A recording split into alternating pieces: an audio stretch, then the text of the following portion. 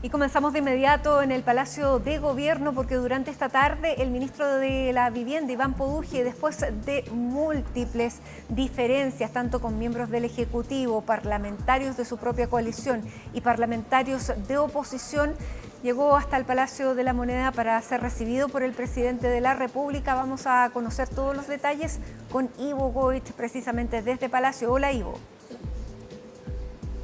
¿Cómo te va, Matilde? Muy buenas tardes. A las 3 de la tarde y por cerca de una hora estuvo reunido con el presidente de la República el ministro de Vivienda, Iván Poduje. El estilo Poduje ha sido la noticia del día a nivel político acá en el Palacio de la Moneda. También en el Congreso, a la par que se está tramitando, por supuesto, la ley de reconstrucción nacional, pero no ha pasado inadvertido el estilo, las formas. Son conocidas, evidentemente, el estilo que tiene Iván Poduje, el ministro de Vivienda, para expresarse muchas veces o en medio de discusiones o cuando se producen diferencias en algunas de sus actividades públicas, pero las últimas 2 semanas han sido consistentes y ha aparecido muchísimo en las portadas y también en las entrevistas a distintos políticos. No hay quien, al menos durante los últimos 10 días, no haya hablado de alguna de las polémicas del ministro de Vivienda, Iván Poduje. Si las contamos, Mati, desde la semana pasada hasta esta, podemos enumerar la que tuvo con el senador Durresti del Partido Socialista por la ley de humedales, donde fue reconvenido por Paulina Núñez, la presidenta del Senado. Posteriormente se vincularon a algunos funcionarios del Ministerio de Vivienda cercanos a la senadora Núñez, lo que produjo ruido también. No podemos olvidar la declaración de que mi jefe es el presidente de la República, José Antonio Kast, ante la solicitud de recortes por parte del Ministerio de Hacienda, ante una negativa finalmente, contradiciendo lo dispuesto por el ministro Jorge Quirós. A todo esto aceptó el día de hoy, reconoció que se van a hacer los recortes cercanos al 3% en su ministerio. Finalmente termina cediendo ante esa pelea pública también que se hizo la semana pasada. Pero lo del día domingo viene a coronar quizás una mala semana en lo comunicacional para el ministro Iván Poduje tras una reunión con parlamentarios del Biobío en la misma región, donde tuvo un altercado con un diputado del Partido Socialista, y a la salida de esa reunión con el presidente y diputado de la Democracia Cristiana, Álvaro Ortiz.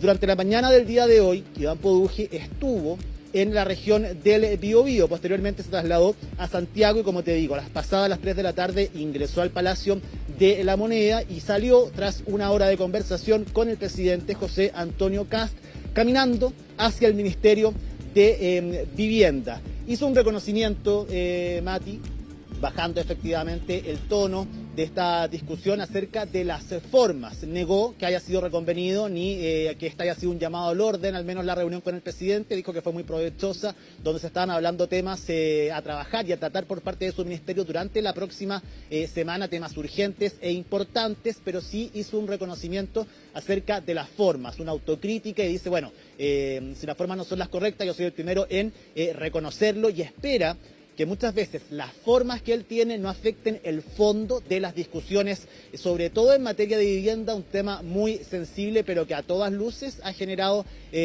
polémica, solamente si contamos, como te digo, las últimas 2 semanas. ¿Qué fue lo que dijo el ministro Iván Poduje a la salida del Palacio de la Moneda? Pasemos a revisar. Hay que mejorar la forma, entonces. ¿Te pidieron cuidar el tono? No. Con el presidente tuvimos una muy buena reunión de trabajo. Hemos definido las prioridades y tenemos que trabajar todos juntos como equipo, y así que yo estoy muy contento, muy motivado y muy feliz por la reunión. Creo que siempre uno tiene que mejorar las formas cuando esas formas no son correctas, y yo soy el primero en reconocerlo si es que no ha sido así. Lo importante es el trabajo, el compromiso con el presidente y el compromiso con el proyecto que tiene él. ¿Asume que las formas no han sido correctas? No, lo que le digo yo es que siempre uno puede mejorar las formas, pero el fondo, que es lo importante, para que no afecten el fondo, ¿cierto? ¿El presidente le recomendó algo respecto a las formas? No, es que no hablamos de eso con el presidente. Ya, no hablaron de eso con el presidente. En todo caso, él retrocede y además no solamente dice que tiene que mejorar la forma, sino que va a acatar los recortes que habían sido propuestos por el Ministerio de Hacienda, ¿no es verdad, Ivo? Así es, lo había salido publicado horas antes de esta reunión, finalmente, que en la región del Biobío él ya había manifestado que iba a acatar parte de estos recortes que corren para todos los ministerios, dice él. No es algo especial solo con el suyo, sino que evidentemente todos los ministerios tienen que ejecutar ciertos recortes. Hablábamos la semana pasada del Ministerio de Salud, que quedó un 2,5%. Bueno, desde el Ministerio de Vivienda van a hacer lo mismo, va a acatar eso y baja también, Matilde, le pone paños fríos a la actitud que tuvo la semana pasada, que fue confrontacional contra el ministro Jorge Quirós. Llamó la atención, incluso firmando algunos proyectos y decretos de los cuales se le sugería a través del oficio, el famoso oficio que emanado de la DIPRES, dependiente del Ministerio de Hacienda, de recortar programas. Bueno, él los firmó, los mostró, incluso en una publicación en redes sociales, en un video, junto a la imagen del presidente José Antonio Kast, en una declaración que había hecho más temprano en una radio. Él dice, bueno, él es mi jefe, este es mi único jefe a quien yo tengo que seguir sus directrices, sus instrucciones. Todo eso directamente apuntando a las solicitudes del Ministerio de Hacienda por parte del ministro Jorge Quirós de recortar ciertos programas, de rebajar los recursos en otros y, por supuesto, además sumado el recorte presupuestario de un 3% sugerido para cada uno de los ministerios. Así que él dice, no se habló de este tema, evidentemente me imagino que se conversó acerca de las polémicas de las últimas semanas, pero para él lo importante es el reconocimiento finalmente de que evidentemente las formas no pueden ser o no han sido las correctas siempre, pero que está dispuesto a mejorarla para que esto no se transforme en un problema de fondo. De hecho, en esta misma declaración duró cerca de 6 minutos, esto lo hicimos caminando hacia el Ministerio de Vivienda. Decía el ministro Iván Poduje que muchas veces él llega a estas reuniones, estas son palabras de él, con el mismo ímpetu que tienen las personas que no han estado años sin vivienda, manifestando errores, burocracia, y que muchas veces eso también le pasa a la cuenta y él trata de expresarlo de cierta forma, y evidentemente algunas veces se ve como que no son las mejores maneras de poder plantear y establecer ciertas discusiones o diferencias de opinión. Lo cierto, Matilde, lo cierto es que más allá, y vamos a revisar ahora distintas declaraciones de ministros del gabinete del presidente José Antonio Kast, hay algo que es cierto, que hay una valoración altísima del trabajo en terreno que realiza Iván Poduje, que es un ministro que está permanentemente en los sectores afectados por los incendios, en el Ñuble, en el Biobío, también en la región de Valparaíso, pero también se ha desplazado por distintas regiones de Chile, por los planes habitacionales, viendo distintas posibilidades de construcción de nuevos hogares, también de infraestructura, de las calles. Él tiene un trabajo que es valorado no solamente por el Palacio de la Moneda, porque además esto se sustenta en las distintas encuestas de opinión. En la mayoría de ellas, Iván Poduje aparece dentro de los primeros lugares con una altísima valoración ciudadana, y eso es reconocido acá en el Palacio de la Moneda, es reconocido también en el mundo político, pero evidentemente hay problemas con las formas que tiene muchas veces de expresar lo que piensa, o ante ciertas dificultades o diferencias de opinión que lo han tenido en la polémica por eso, y no ha estado en las portadas evidentemente por el trabajo que realiza. Mucha atención con las declaraciones que vamos a escuchar ahora, porque escuchamos al ministro Poduje, escuchamos lo que dijo, lo que habló con el presidente y la autocrítica que él hace, pero evidentemente ha causado un ruido grande durante los últimos días acá en el Palacio de la Moneda, y va a quedar muy bien expresado en las declaraciones que vamos a escuchar a continuación.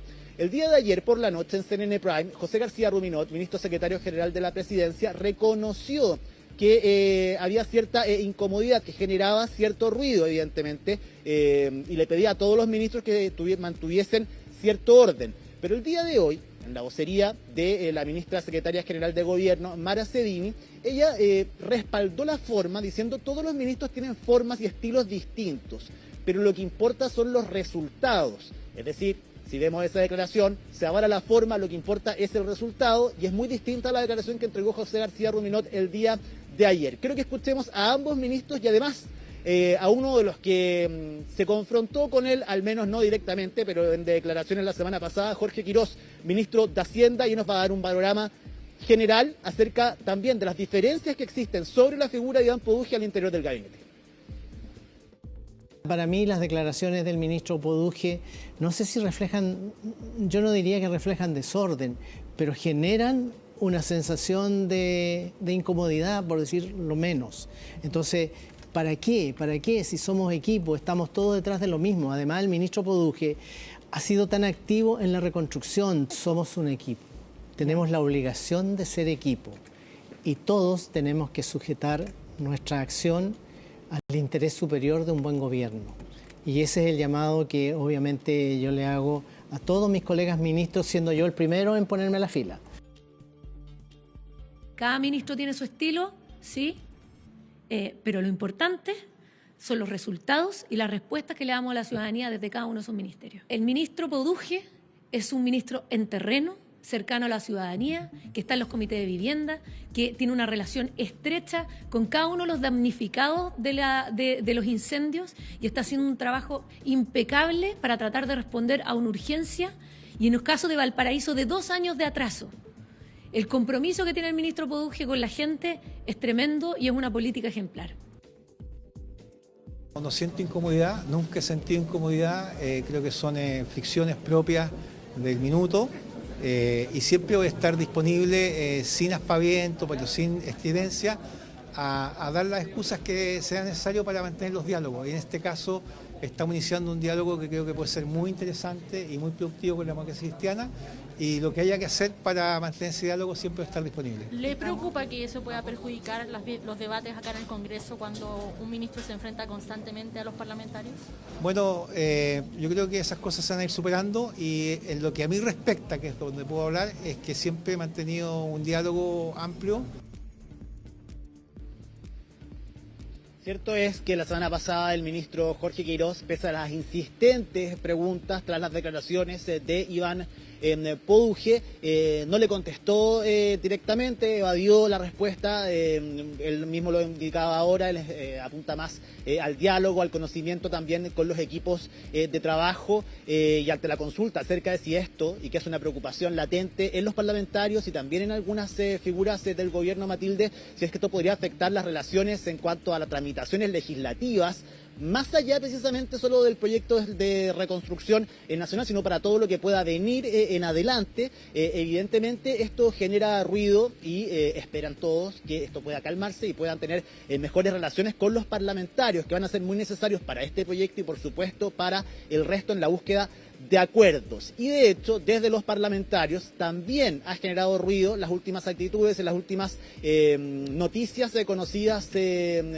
por Iván Poduje a través de sus declaraciones y sus intervenciones públicas, donde esperan que ver al ministro inaugurando casas más que saliendo en portadas por polémicas, y también Álvaro Ortiz, el presidente de la democracia cristiana, que en el día de ayer reconoció haberse sentido ninguneado por el ministro de Vivienda Iván Poduje la noche del domingo, diciendo que no lo conocía, que él no sabía quién era porque no había ido a las reuniones previas en la región. Incluso él nos manifestó que le dijo: yo mañana voy al Palacio de la Moneda a conversar con los ministros Alvarado y Quirós.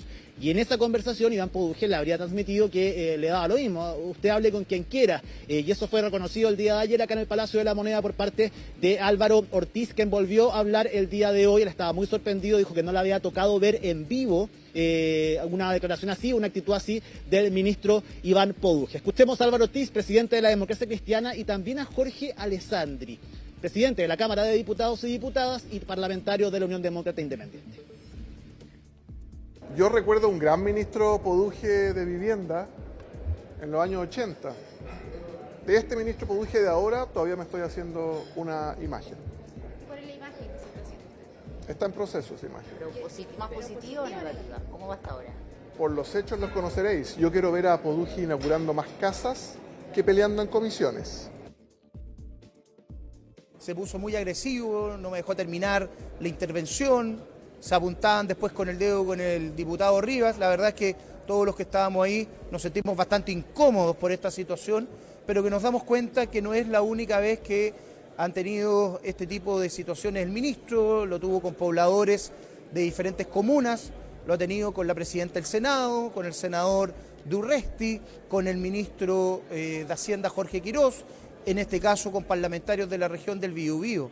Entonces, pareciera ser que por un lado, mientras tenemos a ministros como Alvarado, Jorge Quirós, José García Ruminot y otros más que quieren construir, que quieren avanzar, este estilo que impone el ministro Poduje, la verdad es que poco nada y sirve para cumplir los verdaderos objetivos de todos los chilenos y chilenas.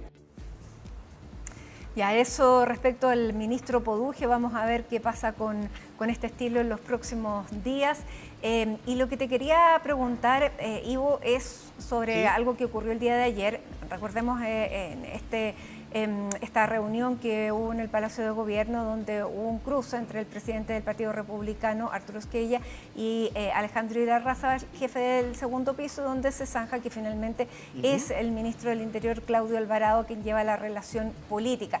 Sin embargo, nuevamente el segundo piso, y eso ha sido recogido hoy día durante toda la jornada, igual el segundo piso se reunió con los parlamentarios del Partido Demócrata en La Moneda durante esta jornada y ahí hay muchos que se están preguntando si efectivamente la reunión y el orden que quedó establecido ayer se está o no respetando. Sí, llamó la atención, fue temprano en la mañana, la reunión acá en el Palacio de la Moneda, estaba la diputada Joana Pérez, el senador Matías Walker y también el senador Miguel Ángel Calisto, representantes del Partido Demócrata, que se reunieron con Alejandro Irarrázaval y también un par más de funcionarios del segundo piso acá del Palacio de la Moneda. Es verdad que llama la atención, Matilde, sobre todo por lo que conversábamos el día de ayer, con la fuerza y con el ímpetu y la seguridad que transmitían los mismos parlamentarios y los mismos ministros de que había quedado completamente zanjado quien tiene la coordinación política del Ejecutivo. En este caso, el ministro del Interior, Claudio Alvarado. Incluso lo conversábamos el día de ayer, este intercambio fuerte que hubo entre Arturo Esquella, presidente del Partido Republicano, senador por la región de Valparaíso, y también Alejandro Irarrázaval, dejando claro que hay evidentemente molestias y hay evidentemente problemas en este tipo de coordinación y en las decisiones que se han tomado. Por eso llama la atención que no hubo un repliegue político, efectivamente, si lo queremos ver desde ese punto de vista por parte del segundo piso, y se realizó esa reunión. Dicho eso, desde Demócratas estaban contentos con la reunión, dijeron que habían podido exponer parte de las propuestas que tienen ellos en relación al plan de reconstrucción y en otras materias también que pretenden abordar y que esperan que el gobierno también pueda patrocinar en el futuro. Y además se les adelantó, Matilde, ¿recuerdas este cónclave que hubo previo a la presentación de la ley de reconstrucción nacional en Cerro Castillo con los diputados y las diputadas oficialistas? Esto se va a repetir el próximo martes en Cerro Castillo, en la misma modalidad, pero con los senadores y senadoras cercanos, oficialistas y cercanos también al oficialismo. Así que van a repetir esta misma fórmula para poder conversar con ellos, ver temas de agenda, de tramitaciones también. Recordemos que el Senado va a ser muy, muy importante para la tramitación de la ley de reconstrucción nacional, y se va a ver días antes incluso de que posiblemente, si se cumple el cronograma dispuesto y lo que es las aspiraciones del Ejecutivo, solo una semana antes de que esto pueda llegar al Senado y empiece a ser discutido ahí. Así que sigue, por supuesto, este ruido en menor medida, pero continúa y va a continuar, me imagino, entre el segundo piso y, por supuesto, los partidos, y zanjar finalmente el tema de la coordinación política, aunque desde el Palacio de la Moneda el día de ayer fueron claros y tajantes en decir que Claudio Alvarado es quien tiene ese control. Bien, muchísimas gracias, Ivo. Siempre muy noticioso el Palacio de Gobierno, así que quedamos en línea. Cualquier cosa tú nos avisas. Que tengas muy buena tarde y hasta cualquier instante. Que estés muy bien, Mati. Un abrazo. Y siempre mirando lo que es la Ley de Reconstrucción Nacional, nos vamos a ir al Congreso porque el Gobierno renovó la suma de urgencia con vistas a que pueda ser despachada, al menos la idea de legislar, antes de la cuenta pública que dé el presidente José Antonio Kast el 1 de junio. Vamos a tomar contacto con Nicolás Donoso para conocer cómo se ha tratado y cómo se ha llevado el día de hoy ahí en las comisiones esta Ley de Reconstrucción Nacional. ¿Cómo estás? Hola Mati, ¿qué tal? Buenas tardes. De hecho, en estos momentos sigue la Comisión de Hacienda acá en la Cámara de Diputadas y Diputados sesionando. Recibió la exposición del Consejo Fiscal Autónomo, que advierte cerca de 9 riesgos, pese a valorar también esta iniciativa, pero todos ellos llevando a cabo con distintas exposiciones. Continúa aún la discusión en general. Por la mañana también expuso la presidenta de la CPC, Susana Jiménez, también la Cámara Chilena de la Construcción, entre otros organismos. Y lo que bien decías, se renueva la suma urgencia, esta discusión de suma urgencia, que se despacha el proyecto en 15 días. Ya venía con esa urgencia al momento que ingresa el proyecto, luego vino una semana de paralización, semana distrital, no hubo trabajo legislativo y ahora se tiene que renovar con el objetivo del Ejecutivo de que previo al 1 de junio, la primera cuenta pública del presidente José Antonio Kast, este proyecto de reconstrucción o de reactivación económica logre salir de la Cámara de Diputados en su primer trámite y luego del 1 de junio, entonces, cuando se retome el trabajo legislativo, ya se pueda revisar en el Senado en el segundo trámite y que la reforma, en el mejor de los casos, en el optimismo que ha ido llevando a cabo por parte del Ejecutivo, pueda comenzar ya a funcionar en propiedad durante el segundo semestre. Lo decíamos, ha habido doble sesión durante esta jornada y también han habido reuniones. Por ejemplo, el ministro de Hacienda, Jorge Quirós, y el ministro de las Express, José García Ruminot, almorzaron con los diputados de la bancada de Renovación Nacional, todo para ir delineando un relato en los próximos días e ir contrarrestando los cuestionamientos que siguen suscitándose por parte de la oposición. De hecho, durante esta jornada, al conocerse que se renovaba la suburgencia, ¿qué ha dicho desde la oposición? Ellos han mantenido la postura de que el gobierno quiere pasar la aplanadora, quiere aprovecharse de la mayoría circunstancial que ostenta la Comisión de Hacienda, tanto acá en la Cámara de Diputados como en el Senado, y que no se quiere dar un debate profundo y que inclusive se está limitando la revisión y también que se citen distintas audiencias para poder ir conociendo los detalles y algunas aprehensiones que se tengan eventualmente con este proyecto de reactivación económica. Así lo han hecho saber, de hecho, el diputado y jefe de bancada PPD Independientes, Raúl Soto, y la diputada del Frente Amplio, Gael Yomas, a quienes pasamos a escuchar. La primera decisión política es la votación en general. Nosotros estamos en contra. Con nuestros votos eso al menos no se va a aprobar, y si llega a pasar con votos de otras bancadas, vamos a analizar en la discusión particular, caso a caso, tema por tema. En algunos habrá apertura para dialogar y buscar acuerdos en lo particular, no en lo general, y en otros, por supuesto, que vamos a tener también una posición crítica porque creemos que el gobierno ha tomado malas decisiones y está avanzando en una dirección contraria al interés de las grandes mayorías. El gobierno está muy apurado con el trámite legislativo de este proyecto de ley, y eso ya me parece sospechoso en sí mismo. Parece que lo que quieren es tener un anuncio para el 1 de junio en la cuenta pública, porque del resto de la agenda no hay. No hay agenda laboral, no hay agenda tampoco en términos económicos para el crecimiento económico, y en seguridad, ¿para qué decir? Tienen una deuda tremenda en ese sentido. Se supone que este gobierno fue electo para hacerse cargo de la seguridad, pero no tienen ningún avance que mostrar.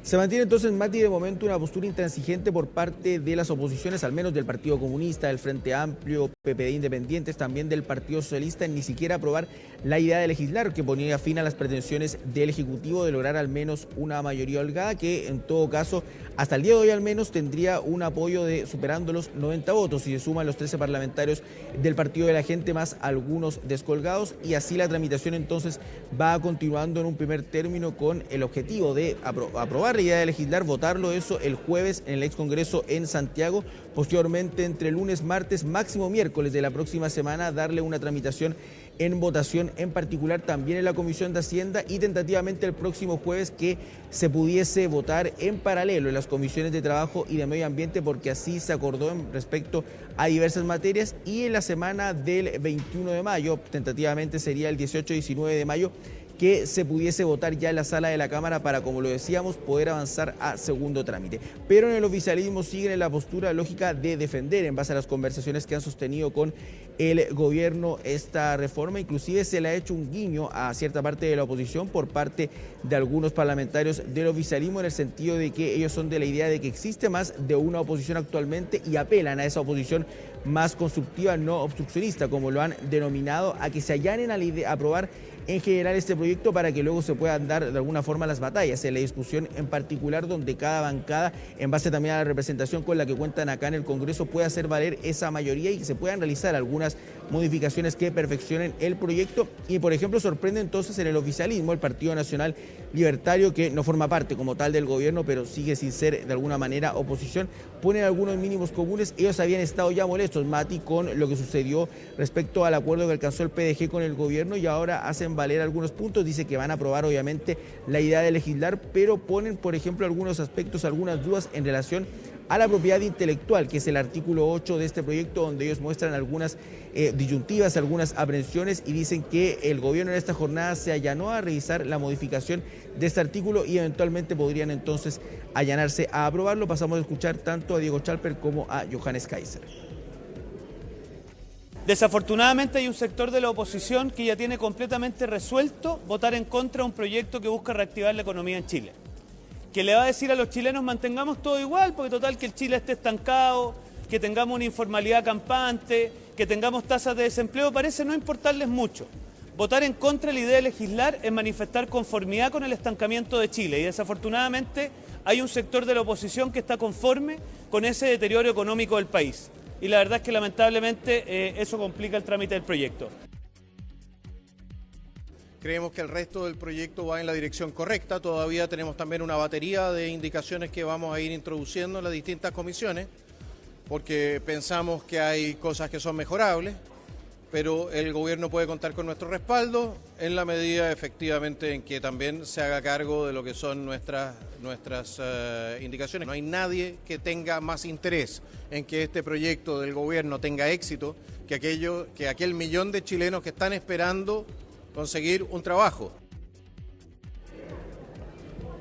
Bueno, desde el Partido de la Gente, lo decíamos, ponen al menos los votos sobre la mesa para aprobar la idea de legislar, pero muestran aprensiones ya en lo que sería eventualmente la discusión particular, pero en todo caso la diputada de la colectividad, Sandra Parisi, hermana además del ex candidato presidencial Franco Parisi, ha dicho que valora al menos la apertura que ella dice ha mostrado el gobierno a alcanzar acuerdos, a recoger distintas propuestas y en todo caso adelanta que respecto a la devolución del IVA para medicamentos y pañales, que fue en todo caso la condición que puso el PDG para poder allanarse a aprobar la idea de legislar, estaría en marcha, están en conversaciones con el Ejecutivo para en los próximos días ya poder hacer ingreso tentativamente oficial ya a este proyecto en paralelo y en simultáneo con el fin de que no existan dudas de que se va a votar a favor al menos en general de esta iniciativa. Pasamos a escuchar a la parlamentaria. El gobierno sí ha cedido desde el punto de vista que sí se abrió al diálogo y sí también ha recogido ideas y propuestas, tanto del PDG como también ayer nos enteramos que se reunió con la Democracia Cristiana y con el Partido Regionalista Verde. Estoy convencida que va a seguir en esta línea porque en realidad no hay otra línea para poder llegar a acuerdo si no es a través del diálogo. En todo caso, Mati, lo decíamos, el Partido de la Gente se sigue transformando al menos, o lo que ellos aspiran a ser el partido bisagra de esta tramitación, porque realizaron hace instantes un punto de prensa donde terminaron señalando con el CENSE no se jode. ¿Y por qué? Porque está considerado que eventualmente se pueda eliminar el servicio, al menos en lo que se va a tener que debatir en particular en la Comisión de Trabajo. Y ellos terminan señalando que el gobierno debe mostrar apertura para recapacitarlo, que eventualmente se pueden realizar algunas modificaciones, pero no eliminarlo, entendiendo que, por ejemplo, entrega subsidios, también ofrece capacitaciones, y no solamente desde el Partido de la Gente, también desde la UDI al menos se hemos mostrado en contra a que el gobierno termine eventualmente eliminando la eventual franquicia tributaria del CENSE. Con todo, entonces ya ahí suma un nuevo aspecto que el gobierno tendrá que ir negociando, ya no solamente con el Partido de la Gente y con parte de la oposición, sino que también con las mismas filas oficialistas en la tramitación de este proyecto de reactivación económica. Muy bien, muchísimas gracias Nicolás Donoso desde el Congreso. Vamos a ver qué es lo que sale también después de esta reunión ahí de la Comisión de Hacienda y todos los parlamentarios además que asisten a la comisión, que no necesariamente son todos los integrantes ahí, sino que hay muchos más parlamentarios que han querido asistir. Así que gracias, quedamos atentos a cualquier novedad, que tengas buena tarde y nosotros a esta hora hacemos una pausa. En Hoy es Noticia, contándoles que Santiago tiene cielos ya parcialmente cubiertos, 18 grados es la temperatura en estos momentos. Se esperan para las próximas horas chubascos, precipitaciones el día de mañana, y con esta imagen de Plaza Italia hacemos una pausa y ya estamos de regreso. Bueno, y de este proyecto de ley de reconstrucción nacional que se está debatiendo durante esta semana en la Comisión de Hacienda de la Cámara de Diputados, es que queremos seguir conversando precisamente con uno de los integrantes de la Comisión de Hacienda, el diputado independiente Carlos Bianchi.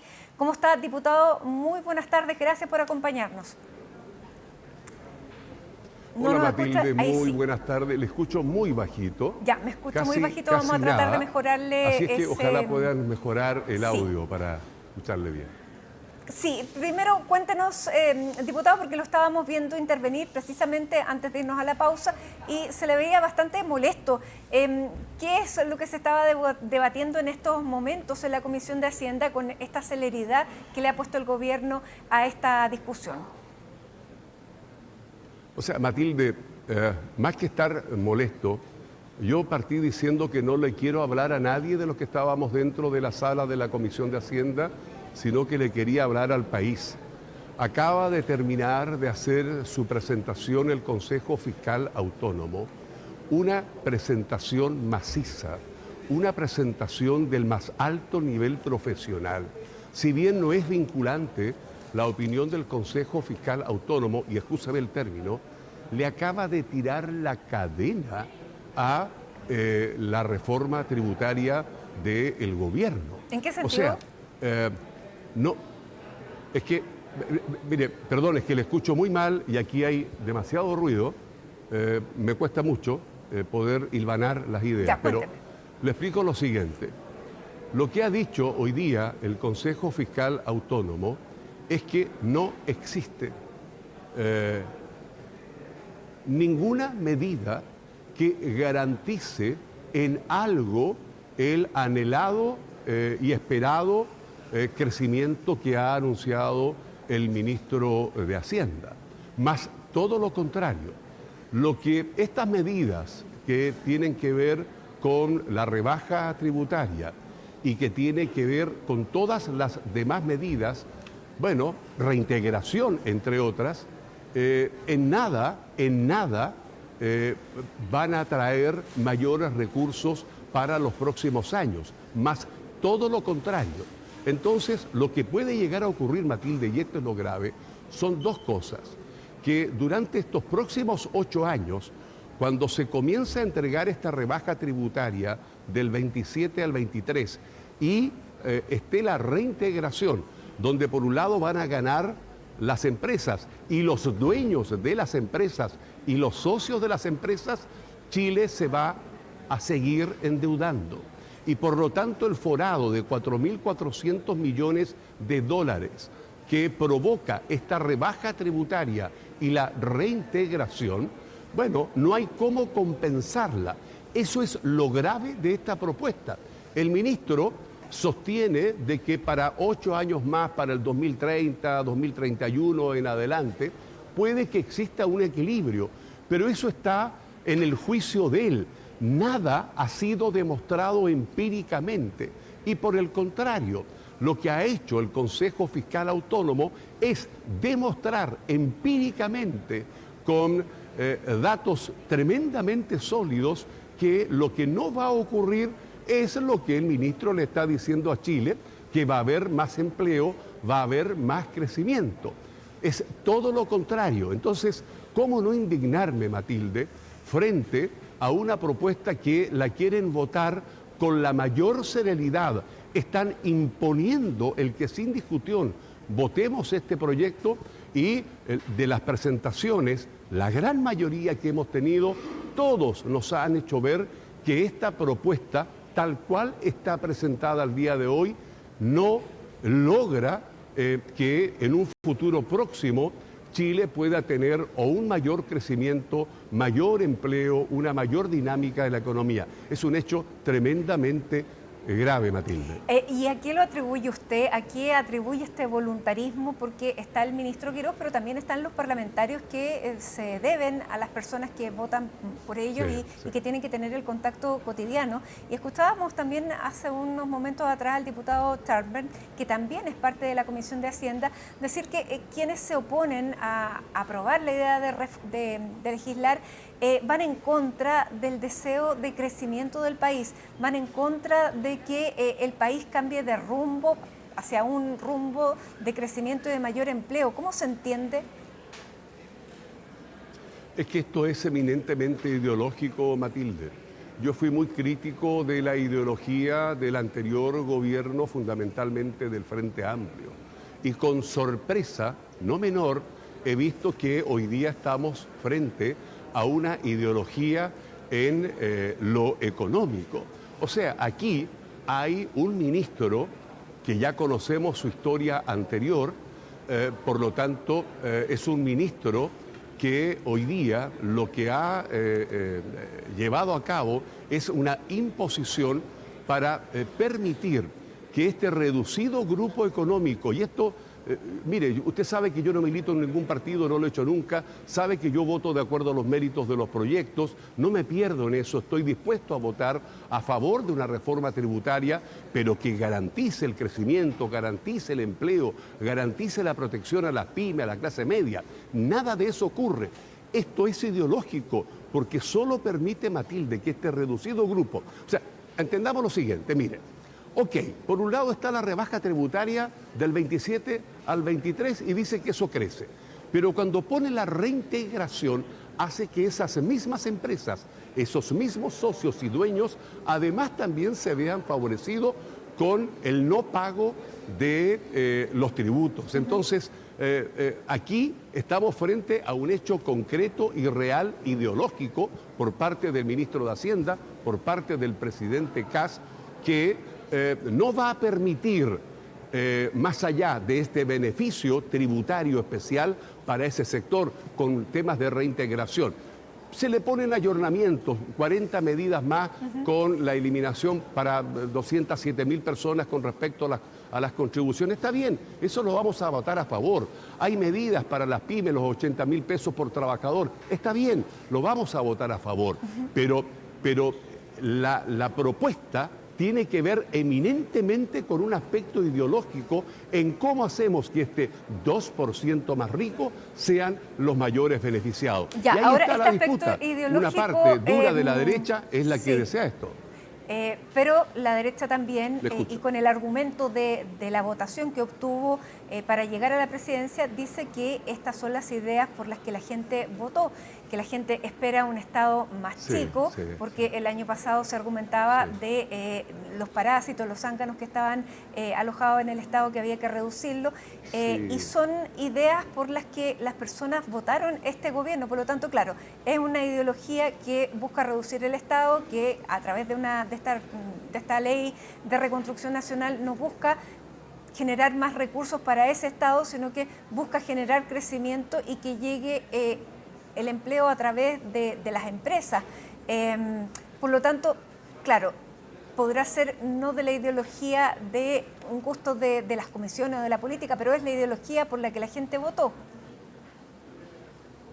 Qué pena que tengamos que estar discutiendo esto así tal cual como lo estamos hablando tú y yo en estos momentos, porque no es solo el que van a desvincular o despedir a una cantidad significativa de funcionarios o funcionarios públicos.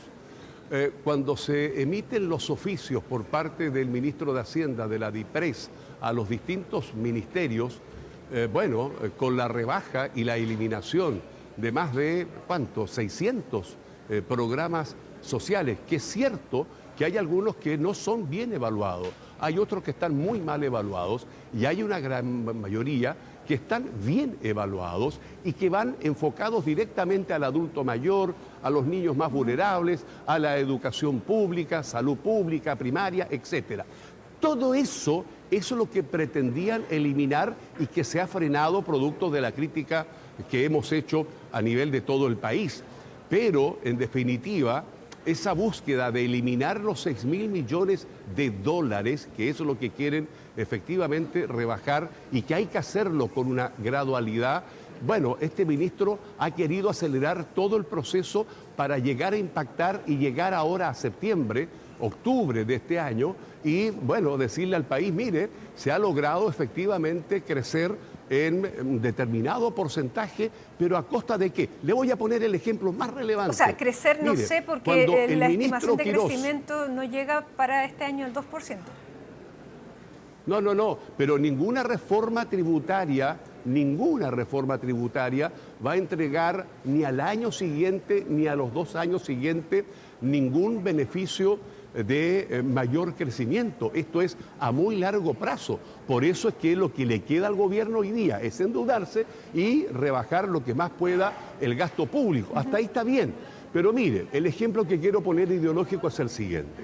Cuando el ministro Quirós toma la decisión firme de traspasar todo el costo del alza de los combustibles a las personas, entiéndase, a todas las chilenas y chilenos, pymes, no pymes, personas, familias, etcétera, bueno, lo que hace es no usar un instrumento como el MEDCO que venía regulando que era necesario ponerle una inyección de dinero.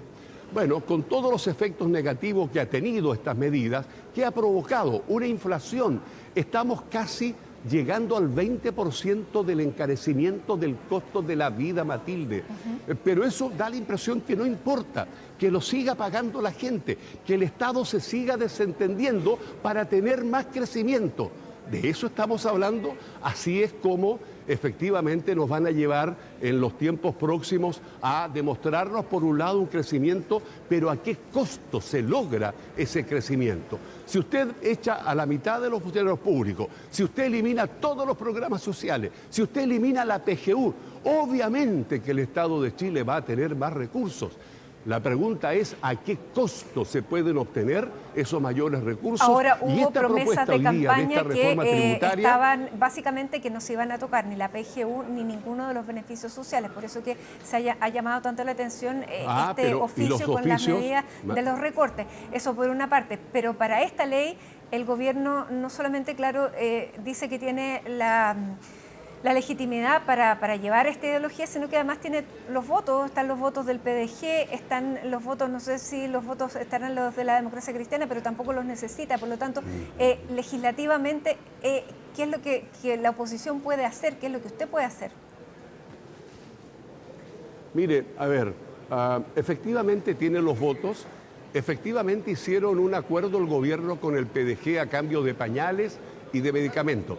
Y sabe usted lo curioso de esto y lo penoso de esto, es que esa propuesta que concordaron ni siquiera la quisieron poner y no lo han podido poner dentro de esta misma discusión de una ley miscelánea donde perfectamente se pudo haber puesto este tipo de beneficios, que yo también estoy dispuesto a votarlo a favor, pero ¿sabe usted que ni siquiera es la eliminación del IVA, ni de los pañales, ni de los medicamentos? Están intentando lograr un acuerdo para que sean remedios genéricos, 20, 30 remedios genéricos, están buscando un bono para poder compensar la compra de los pañales. O sea, ideológicamente no está en el espíritu de ellos el poder efectivamente entregar beneficios sociales. Ahora, hay aspectos de la reforma que sí se debe votar a favor. Insisto, hay que ser en esto tremendamente responsable. La idea de legislar es lo que yo estoy señalando, que no están dadas las condiciones hoy, esta semana que viene, para poderla votar. Pero ¿qué pretenden hacer? Que para la cuenta pública, bueno, se haga ver al país que aquí con una mayoría, efectivamente, del PDG y probablemente de la ADC, la derecha logró llevar adelante una reforma que por los próximos años nos va a tener endeudados y nos van a hacer que se quiten muchos temas sociales que benefician a la clase media y a los más vulnerables del país. Ahora, diputado, eso es lo que pudiera pasar dentro de las próximas semanas en la Cámara. No sé si antes del primero o después del primero, porque es cierto que el tiempo es bastante estrecho. Pero el presidente ya ha invitado a Cerro Castillo a senadores del oficialismo, y no solo el oficialismo, sino que están incluyendo sectores que, por ejemplo, usted lo conoce bien porque es de su zona, el senador Calixto, que fue electo en un cupo del Partido Regionalista Verde Social, ahora forma la bancada de demócratas y también va a esta reunión a Cerro Castillo. Por lo tanto, ya el gobierno está trabajando también en el Senado, donde se le pudiera poner un poco más compleja la aprobación de esta reforma. ¿Cómo ve usted cómo se están construyendo esas mayorías ahí? A ver, el señor Calixto no es de mi región, es de la región aledaña, y él, yo creo que todas sus votaciones últimas han estado más efectivamente del lado del actual gobierno. Por lo tanto, no tengo dudas que él esté con... Perdimos ahí al diputado Carlos Bianchi. Vamos a tratar de mejorar la comunicación, de restablecer más bien la comunicación con el diputado independiente, que es parte de la Comisión de Hacienda y que está dando su opinión crítica a esta esta propuesta legislativa del gobierno, porque ha señalado durante esta jornada y en la reunión que estábamos teniendo en la comisión, estaba exponiendo el Consejo Fiscal Autónomo, que señalaba que no había ninguna medida que garantizara el crecimiento que la propuesta buscaba obtener. Diputado, ahora estamos de regreso con usted. Estábamos hablando de cómo se estaban tratando de construir también las mayorías en el Senado, porque es en el Senado donde la oposición pareciera pensar que tiene más margen para poder incidir en este proyecto legislativo. Lo que pasa, Matilde, que lo que quiere hacer el gobierno, que esto se ha hecho anteriormente igual, desgraciadamente, es pasar lo más rápido por la Cámara de Diputados para algunas mejoras, algunos perfeccionamientos, hacerlo en el Senado y que esto luego venga a un tercer trámite. Esto históricamente es así como se ha hecho. Por lo tanto, el que haya un senador que habitualmente en todos estos últimos años lo hemos visto votar al lado de la derecha, a mí no me sorprende en lo más mínimo, no siendo él un senador de la región que yo represento. Pero mira, lo más importante, Matilde, olvídense del juicio mío, olvídense de lo que yo pueda creer o no pensar de esta reforma tributaria. Por favor, centren el juicio en una institucionalidad como el Consejo Fiscal Autónomo, que yo creo que tiene que darnos garantía a todos. ¿Cómo es posible que una institucionalidad que resguarda, que protege, que si bien no es vinculante, orienta todas las medidas políticas, económicas en nuestro país, sugiere, etcétera, venga, haga una exposición donde han sido lapidarios con esta reforma? Ahí no hay ideología, ahí no hay partidos políticos, son 6 o 7 que componen este Consejo Fiscal Autónomo, son de distintos juicios políticos, etcétera, pero de manera unánime le han representado a la Comisión de Hacienda la total inconveniencia de que el proyecto se vote tal cual como está. Han hecho muchísimas recomendaciones que nosotros las vamos a hacer a través de indicaciones que son inadmisibles, que el gobierno no las va a acoger, algunas de ellas las va a trasladar, las va a llevar al Senado para que esto venga a un tercer trámite. Pero hoy, Matilde, hoy yo le hice la pregunta al presidente, después de esta presentación, presidente, ¿usted va a seguir sosteniendo de que hay que votar esto de manera urgente cuando este proyecto se cae a pedazos y no está hoy día garantizado lo que el ministro Quirós le ha dicho a Chile, le ha dicho a este Congreso? Son estimaciones futuras. Esto es como un deseo futuro de que si yo muevo acá, esto es probable que por este otro lado algo ocurra. Pero en los países donde se ha hecho, Canadá, Estados Unidos, Inglaterra, donde se han rebajado tributos a los más ricos, nunca ha hecho que ese país pueda crecer producto de esa rebaja tributaria. No ha sido así en muchos países del mundo. Entonces tal vez Chile va a ser como la única excepción del mundo con este. O sea, yo creo que el ministro Quirós cree que está inventando el té en bolsita cuando esto ya se ha hecho en muchos lugares del mundo y ha fracasado. Le decimos, ministro, hagamos una reforma, hagámosla. Yo no me niego a eso, pero esta reforma tal cual está presentada ni siquiera permite que en los próximos 3, 4, 5, 6, 7 años tengamos crecimiento y tengamos mayores ingresos por concepto de esta medida. ¿Qué le parece a usted la respuesta, diputado, de que 2030? Porque la respuesta que da el oficialismo es que la reforma tributaria de la expresidenta Bachelet, del ministro Arenas, también tenía muchos supuestos que nunca se materializaron y esa es la respuesta, que efectivamente ahora hay otros supuestos, pero que en esa época tampoco se hizo hincapié en resaltar las cosas que tampoco estaban garantizadas que iban a ocurrir y que, bueno, claramente no ocurrieron. Pero en eso está la discusión. Entonces que siga pagando el pato la gente.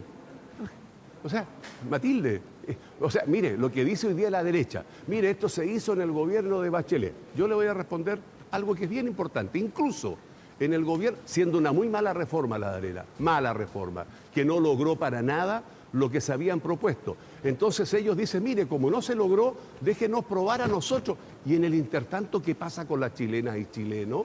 Oiga, perdón, O sea, las políticas públicas tienen que ser certeras, tienen que ser políticas públicas que permitan efectivamente lograr lo comprometido. Pero aún en el periodo de Bachelet y de Piñera, lo que había, Matilde, era una posibilidad de endeudamiento. Ahí estábamos debiendo del orden del 5, del 8% del PIB.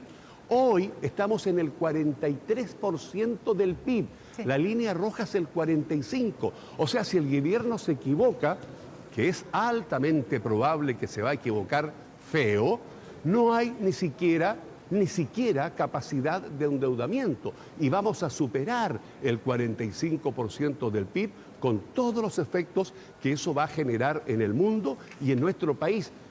O sea, da igual que así sea, da lo mismo, experimentemos, descubramos el té en bolsita, el café con leche, la lapicera. No estamos en tiempos para eso y no tenemos la capacidad, Matilde, si esto es lo grave, ¿Diputado? De endeudarnos.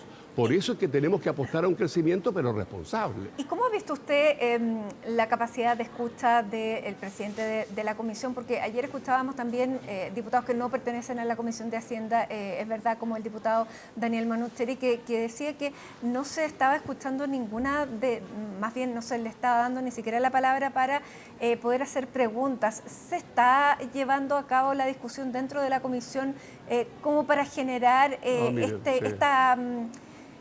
debate de ideas, estas respuestas que se están pidiendo por parte de la oposición? Sí, yo estoy viejo para prestarme para espectáculos penosos o show penosos. Mire, Romero, el presidente de la Comisión de Hacienda, de lo que yo he visto, yo también presidí Hacienda, ha sido bastante ecuánime y ha entregado todas estas veces las palabras una y otra vez. Lo que ha hecho es acortar los plazos, efectivamente, y acelerar la discusión por la urgencia que el gobierno le ha puesto a este proyecto. La urgencia fue renovada hoy día, termina 8 días más, tiene que estar esto votado el próximo día miércoles. La idea de legislar en general, de ahí van a haber 2 días plazo, el día lunes vence el plazo para las indicaciones, después se votará en particular, va a pasar a 2 comisiones, o sea, todavía falta algo de tramitación, pero no, yo Matilde, perdón, pero por sanidad mental, de verdad, no me presto para estos espectáculos mediáticos de un colega o otro colega que porque no me dio la palabra salgo y hago de esto. No, pero usted sí nos puede contar que efectivamente se está dando un diálogo serio y una presidencia ecuánime. Ahora, diputado... Sí. Lo que pasa es que el presidente está tremendamente presionado por su gobierno,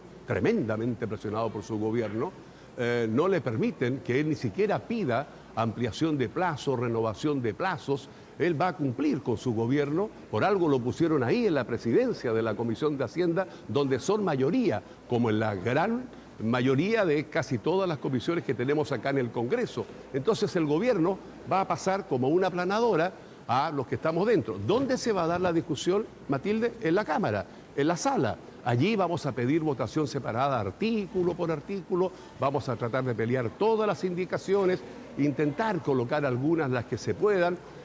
Es un trámite muy engorroso, muy difícil, muy agotador, pero bueno, hay que darlo porque en definitiva no se puede aceptar que tal cual... Lo que sí yo te puedo decir, Matilde, es que el ministro Quirós es un ministro que cuando tú hablas con él pone una cara de póker impresionante. Es decir, no se inmuta. Tú le puedes... Mira, hicimos una mesa técnica. Fueron 2 asesores míos profesionales de primer nivel, economistas y abogados tributaristas. ¿Tú crees que acogió una sola cosa? No solo la mía, la de todos los que estábamos en la mesa. Me llaman mis asesores y me dicen, don Carlos, perdón, pero esa mesa no acogió nada, no han respondido nada. Entonces, claro, Quirós la hizo porque se la pidieron, para no decir que no, pero en el fondo, no pasó nada. O sea, el gobierno solo ha impuesto y lo ha hecho de manera tremendamente autoritaria, cosa que va a terminar sacando un proyecto que va a contar con mayoría de los que sacaron una propuesta de pañales y de remedios, o sea, ¿por qué no alimentos, por ejemplo? Pero bueno, fueron pañales, donde no se les garantiza nada que tenga que ver con una rebaja de impuestos. Están buscando la forma, o sea, hasta ese grado hay de irresponsabilidad. Franco Parisi con el ministro Quirós, y al parecer Franco Parisi tiene la llave de esta negociación. ¿Usted cree, piensa o espera que suba la apuesta Porque es al único que digamos, le está haciendo algo de... o sea, que está escuchando una parte del, por lo menos lo que le han presentado. Como yo le dije, soy un hombre de 65 años, que algo uno ha aprendido con la vida, ¿no? Y si algo he aprendido, Matilde, es a no cifrar falsas expectativas o grandes expectativas de alguien o de algo, ni siquiera de mí, precisamente para no defraudarme. Entonces, de esa reunión que usted me señala, cuando va a estar este señor Parisi, que tiene, a juicio de muchos, la llave en la mano para negociar de mejor manera, más pañales, más remedio o lo que sea, porque tampoco le permitieron que él sea como el que salió negociando la rebaja o la mantención al 12,5% para las pymes. Ahí, mire, esa medida tiene todos estos papás, ¿eh? Porque como es una medida bonita, que a todo el mundo le gustó, tiene todos estos papás. Entonces, lo que ocurre, Matilde, es que yo no espero nada, no espero nada. Lo que sí es deseo que se ponga cordura, deseo que se trabaje fuera de una ideología, deseo que miremos a las personas, la clase media, las chilenas, los chilenos, los adultos mayores. O sea, deseo que no se sigan recortando programas sociales. Mire, la PGU, que es un gasto permanente, si no logramos crecer, Matilde, efectivamente ahora no van a eliminar la PGU, eso es verdad. Pero si no se logra tener crecimiento, Matilde, y se sigue aumentando el gasto y superamos el 45%, no va a haber dinero en 3, 4 años para poder pagar la PGU. Y por favor, no es ciencia ficción, no estoy generando terror, estoy advirtiendo de manera anticipada que tenemos que buscar efectivamente mecanismos para poder tener ingresos permanentes para abordar los gastos permanentes. Pero esta propuesta ¿lo hace, lo resuelve? No, hace una estimación en el largo plazo a futuro, donde probablemente podríamos llegar a crecer del orden del 4%, y donde se ha hecho ha fracasado. Entonces, hay dudas. Bien, diputado Carlos Bianchi, le quiero agradecer esta conversación justo después de haber participado en esta comisión. Viene con la noticia fresquita. Vamos a tratar también de seguir el debate junto a los integrantes del Consejo Fiscal Autónomo para tener más elementos que poder compartir con la ciudadanía respecto a esta discusión. Muchísimas gracias y que tenga una buena tarde. Permítame una libertad pequeña, Matilde, por favor. Le veo todas sus entrevistas, sus programas, le tengo gran cariño, gran respeto y le deseo lo mejor a usted. Que esté muy bien. Muy amable, diputado. Muchas gracias. Hacemos un alto a esta hora de la tarde con esta imagen de Concepción. A esta hora son las 6:33. Ya estamos de regreso. Estamos de regreso. Les contamos a esta hora que la Fiscalía y la PDI confirmaron la detención de una quinta persona involucrada en el secuestro del empresario ferretero de San Miguel. Vamos a tomar contacto a esta hora con Felipe Hernández para conocer más detalles de la detención de esta persona y quienes más quedan todavía por detener. ¿Cómo está, Felipe? Muy buenas tardes. Muy buenas tardes, Mati. Claro, hablamos que es un ciudadano chileno de 34 años y está identificado como Felipe Menares Caro, Retamales Caro, y quien habría participado de esta estructura para ejecutar este secuestro con un rol muy específico, el de cuidar a la persona secuestrada, a este empresario ferretero de 84 años. Hablamos de Jorge Vera, quien durante la llegada al sector del barrio El Llano, donde él residía, a bordo de su camioneta, bueno, fue emboscado por estos sujetos en 3 vehículos. Uno de ellos se le cruza en su camino para luego entonces bajarlo y mantenerlo bajo cautiverio durante prácticamente una semana, con pagos de por medio, más de 50 millones de pesos en varios pagos, y que finalmente terminan dejándolo en libertad en el sector del límite de la comuna de Colina con Tiltil, sector norte de la región metropolitana.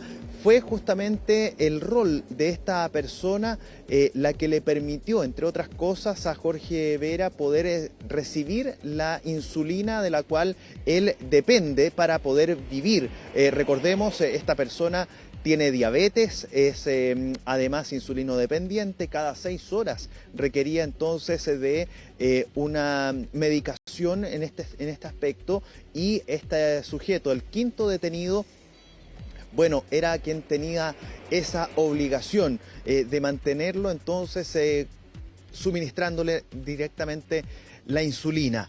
Estuvo justamente en todo el periodo en que estuvo en cautiverio el empresario ferretero, y como les señalo, fue detenido la jornada del día sábado en la comuna de Pudahuel, en la vía pública. Así fue entonces como se dio esta detención por parte del personal de la VIP Antisecuestros, de la Policía de Investigaciones, que han estado al tanto y llevando cada uno de los detalles de esta investigación, la que ha permitido, entre otras cosas, ya detener a 5 personas. 4 de ellas ya se encuentran en prisión preventiva, 13 venezolanos, un chileno, y ahora se suma este otro chileno, el quinto involucrado, presunto involucrado en este secuestro, del cual entonces la persona fue encontrada con vida. Vamos a revisar las palabras que entregó el subprefecto Hassel Barrientos. Él es el jefe de la brigada de la VIP Antisecuestros Metropolitana, y que justamente señala algunos antecedentes que se pueden proporcionar, porque recordemos que esta investigación todavía permanece abierta a la espera de poder seguir deteniendo a presuntos involucrados en este hecho. Revisemos lo que señalaba el subprefecto Barrientos. Hay que mencionar que esta persona fue detenida este sábado último y permaneció en prórroga su detención, igual que los otros 4 imputados detenidos con anterioridad, y su participación en este caso es activa. Como bien dijo el fiscal, él participa en la custodia de la víctima durante todo el periodo de cautiverio, que son más de 180 horas, y no registra antecedentes penales. No obstante, su participación está clara en este hecho, y por lo mismo será formalizado el día de mañana en la audiencia de control de detención. Todos los involucrados hasta ahora han tenido algún rol importante en torno a este secuestro. Ya recordemos algunos de los sujetos que permanecen detenidos desde hace ya algunos días en prisión preventiva. Uno de ellos se encargaba de realizar los contactos directos con la familia, solicitando el dinero para que poder dejarlo en libertad, y esos llamados fueron reiterándose constantemente. Y en el caso de los otros 13 sujetos que permanecen actualmente en prisión preventiva, bueno, tienen un rol fundamental en lo que corresponde directamente al delito de secuestro propiamente tal, ya sea en lo que ocurrió en Cerro Navia, como también lo que sucedió en los otros lugares de cautiverio. Dentro de la indagatoria, lo que se ha podido identificar es que la persona secuestrada habría sido mantenida en cautiverio en 2 puntos. Uno sería Cerro Navia, que sería el taller mecánico, el primer lugar donde fue dejado justamente en el cautiverio, bajo secuestro. Y luego de eso es que lo sacan de ese lugar para llevarlo a la zona norte de la región metropolitana, y más específicamente en la zona de Quilapilún, esto muy cercano a la comuna de Tiltil. Es en estos lugares donde habrían mantenido a Jorge Vera bajo cautiverio. Al menos hasta ahora serían esos 2 únicos puntos donde habrían estado estos sujetos manteniendo bajo cautiverio durante una semana al empresario ferretero de la comuna de San Miguel. Son algunos de los antecedentes que se han podido ir proporcionando en torno a esta investigación, porque les vuelvo a señalar que esta situación, esta investigación permanece abierta. Todavía siguen realizándose diligencias para poder dar con el paradero de los otros involucrados. Se han dado números de presuntos involucrados en esta investigación que sean sujetos de interés. Se había señalado que en un comienzo que podían ser 7, otros señalaban que podían ser 10, pero la verdad es que todavía, al menos por parte de quienes están a cargo de esta investigación, no se han querido jugar con un número específico, porque si habían 3 vehículos involucrados, esto solamente para poder poner sobre la mesa un ejemplo, lo que ocurrió el día del secuestro, ese día martes en la tarde en la comuna de San Miguel habían 3 vehículos. Si uno saca la cuenta más o menos que los que se bajan de uno de los automóviles son 5, bueno, imagínense la cantidad de sujetos que iban en los otros automóviles. Y un dato muy relevante que también se nos proporcionó dentro de las fuentes investigativas que existen en esta causa, quienes tenían conocimiento respecto de un lugar de cautiverio no sabían del otro.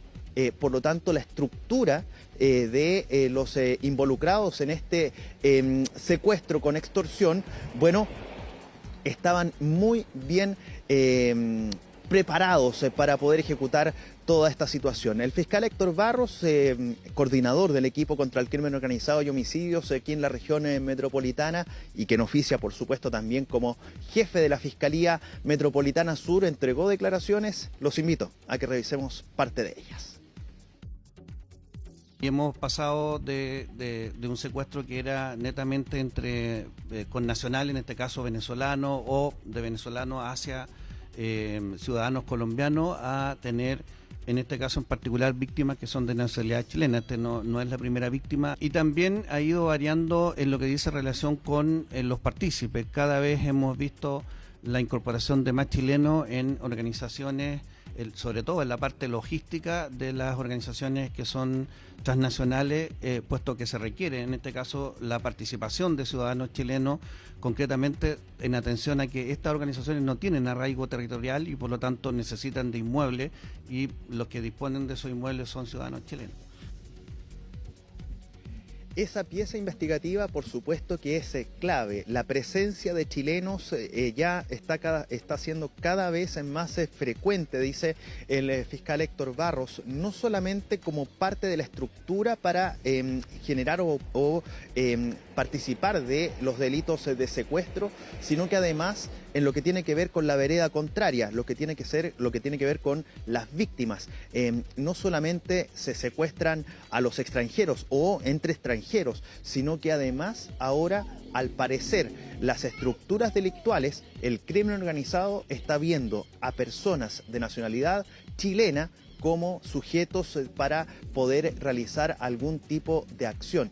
Y el fiscal Héctor Barros daba ahí como ejemplo, entre otras situaciones, lo sucedido con el empresario en Rancagua, la situación ocurrida en Quilicura, por ejemplo, también con otro empresario. Bueno, son varios los acontecimientos en los que víctimas son justamente ciudadanos chilenos, y donde además la estructura delictual lleva a chilenos a sumarse lamentablemente a este tipo de fechorías. Hay que señalar un hecho también: mañana será entonces la formalización de este quinto involucrado. Hablamos de Felipe Retamales Caro, de 34 años, detenido en la jornada del día sábado en la comuna de Pudahuel, el quinto involucrado entonces, o presunto involucrado en este delito de secuestro con extorsión ocurrido el pasado los últimos días del mes de abril en la comuna de San Miguel, en un horario y en la jornada, ya sea en la mañana o en la tarde, que va a ser confirmada a primera hora en la jornada del día de mañana, Mati. Bien, muy bien. Muchísimas gracias, Felipe, por esta información además del momento. Que tengas una buena tarde. Chao. Igualmente. Chao. Chao. Les contamos a esta hora que la Tesorería General de la República dio un informe sobre los cobros y los ingresos por término de cobro de la embargos a los deudores de crédito con aval del Estado. Vamos a tomar contacto con Valentina Nieto para conocer sobre estos cobros y también sobre estos embargos. Hola, Nati. Hola Mati, ¿cómo estás? Muy buenas tardes. Sí, son cifras importantes con respecto a la recaudación fiscal que entrega durante esta jornada la Tesorería General de la República, porque a la fecha, si se compara con el año pasado, se ha recaudado cerca de 4 veces, se ha cuadruplicado la recaudación respecto a los cobros y las regularizaciones de las deudas de las personas que se encuentran en situación de morosidad con el CAE, el crédito con aval de del Estado. Específicamente son más de 34.000 millones de pesos que se han recaudado, y esto se debe principalmente a que se han realizado más de 63.000 notificaciones de embargo para las personas que tienen sueldos mensuales de más de 5 millones de pesos. Aún así, desde la Tesorería General de la República están haciendo este llamado a las personas que se encuentran en esta situación de morosidad y que tienen ya esta deuda con la Tesorería General de la República, a que aprovechen de que hay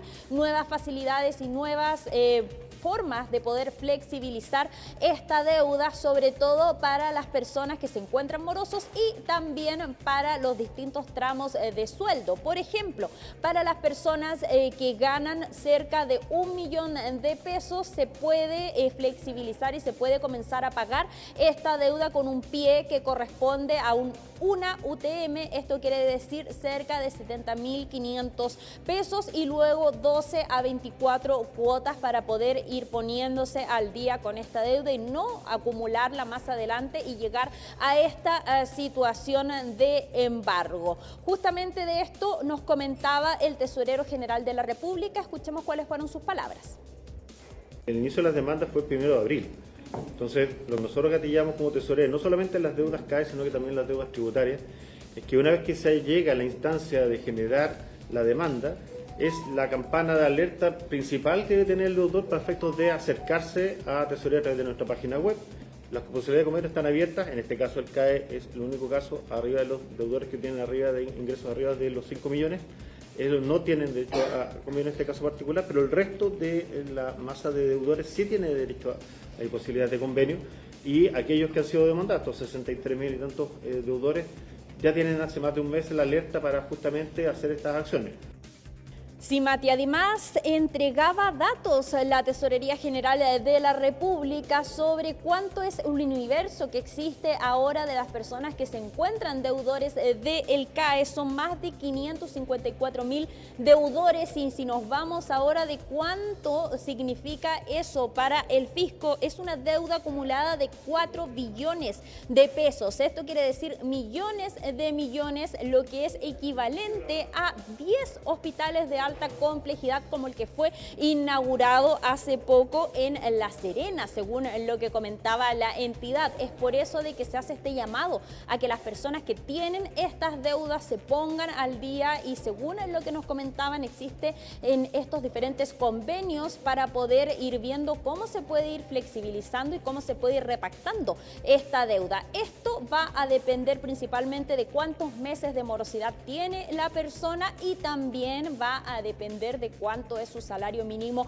mensual que se tiene para poder ir pagando ad hoc a eso. Según lo que nos comentaban también desde la Tesorería General de la República, las personas pueden simular cuánto sería su repactación a través del sitio web de la entidad, o también pueden ir presencialmente a repactar esta deuda. Durante esta jornada nosotros también fuimos a la Tesorería General de la República y nos encontramos con una profesional, con una enfermera que justamente estaba realizando esta repactación. Aún así nos comentaba de que ella había dejado de pagar cuando en el gobierno del expresidente Gabriel Boric se había prometido de que se iban a eliminar estas deudas del CAE, y es por eso de que ahora le había llegado esta notificación de embargo, y por eso estaba muy preocupada por su situación. Escuchemos entonces parte de su testimonio.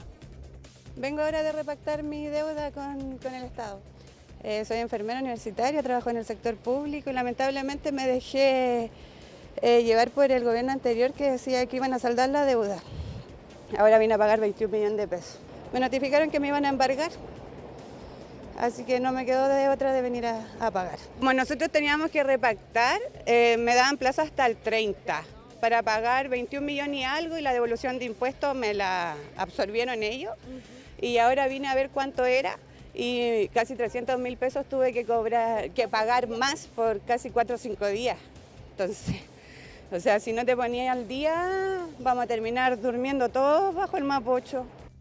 Ahí escuchábamos entonces parte de las complicaciones también que trae ponerse al día con estas deudas del CAE. Principalmente lo que nos comentaba esta profesional es que para poder pagar el pie de esta deuda es que tuvo que pedir un crédito con una institución bancaria para poder ponerse al día. Ahora, eso sí, recordemos de que el pago del CAE ha sido sensible también a las diferentes señales políticas. De hecho, en la elección del expresidente Gabriel Boric produjo un aumento sin precedente debido a esta promesa de campaña que tenía justamente el gobierno anterior, y fueron 9 puntos porcentuales que subieron en la morosidad solamente de un trimestre a otro, según este estudio también que trae Acción Educar, que nos comentaba la radiografía de las personas que son morosas en el CAE, que decía que la cuota mensual promedio es cerca de 59.000 pesos y un 74,3% de los deudores paga menos de 2 UF al mes. Escuchemos entonces qué fue lo que nos comentaba al respecto desde Acción Educar por esta radiografía que hay de las personas que deben el CAE. El pago del CAE es sensible a las señales y hitos que se dan en la política. Por un lado, la reforma al CAE realizada el año 2012 logró disminuir la morosidad en 15 puntos. Por el contrario, la elección del expresidente Gabriel Boric aumentó la morosidad de un trimestre a otro en 9 puntos porcentuales. Esta política pública ha permitido el acceso a la educación superior de más de 1 millón de personas, por lo que no pagar el CAE no solo compromete la sostenibilidad de este sistema de financiamiento, sino también el acceso de futuros estudiantes a la educación superior. Sí, Mati, una situación que preocupa sobre todo para los que ya fueron notificados por embargo. Según lo que nos comentaban desde la Tesorería General de la República, este embargo se puede normalizar hasta un día antes de que se vaya a hacer este embargo de forma presencial, pero para eso se tiene que pagar el pie de la regularización y la repactación de la deuda, según lo que nos comentaban desde la entidad, y eso es justamente lo que complica a muchos que son morosos de este crédito con aval del Estado. Bien, muchas gracias Natalia. Natalia Muñoz entonces con las opciones para pagar la deuda del CAE. Buenas tardes. Con la camiseta oficial del Team para Chile, del Comité Paralímpico Chileno, que ahora lleva el logo de CNN Chile. Es que tenemos el honor de poder contarles a ustedes que desde el día de hoy nuestro canal se convierte no solamente en el canal del Team para Chile, del Comité Paralímpico Chileno, sino de la casa, de lo que significa estos 3 años de historia del Comité Paralímpico de Chile, uno que no solamente ha logrado darle visibilidad a personas en situación, por ejemplo, de utilización de silla de ruedas, sino además, en particular, de hacer crecer el deporte como rehabilitación y sobre todo conseguir resultados. Desde hace 13 años, en todos los mega eventos que ha participado el Team para Chile, no solamente ha logrado año a año, evento a evento, mejorar la cantidad de deportistas que va presentando en cada uno de los eventos, sino además conquistar medallas, incluso en las situaciones más especiales, ya lo sabemos, incluyendo los Juegos Paralímpicos, donde la bandera nacional ha llegado a lo más alto, se ha entonado el himno chileno, conquistando incluso oros, y ahora en ese camino, que de seguro va a tener muchos años más, CNN Chile entonces camina de la mano del Comité Paralímpico de Chile y del Team para Chile. Así es, además deportistas que tienen una motivación personal tan grande, que nos enseñan tantas cosas, además del espíritu deportivo. Absolutamente. Que, nos llena de orgullo ser parte de esa casa. Absolutamente, y también nos llena de orgullo que, conversando incluso con los mismos deportistas, nos decían, esto es una relación que ya existe desde hace mucho tiempo. CNN Chile siempre ha cubierto nuestras competencias, bueno, y ahora es oficial incluso con el logo en la camiseta. Nos ponemos esa camiseta. Es perfecto. Muy bien. Nico, qué buena noticia para terminar. Muy lindo, ¿verdad? Un orgullo. Contentos, orgullosos entonces con ello. Y así llegamos al final entonces de esta edición de Hoy es Noticia. Preparen los paraguas para el día de mañana, los que están en la región metropolitana. Con esta imagen de Plaza Italia nos vamos. Gracias por habernos acompañado y hasta mañana.